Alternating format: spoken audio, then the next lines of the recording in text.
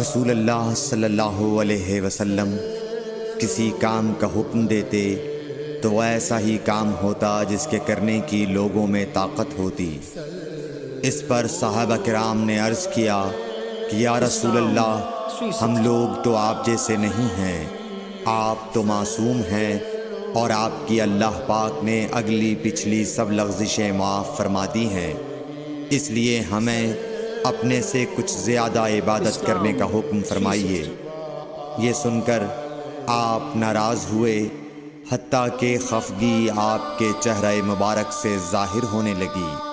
پھر فرمایا کہ بے شک میں تم سب سے زیادہ اللہ سے ڈرتا ہوں اور تم سب سے زیادہ اسے جانتا ہوں، پس تم مجھ سے بڑھ کر عبادت نہیں کر سکتے۔ صحیح بخاری حدیث نمبر 20۔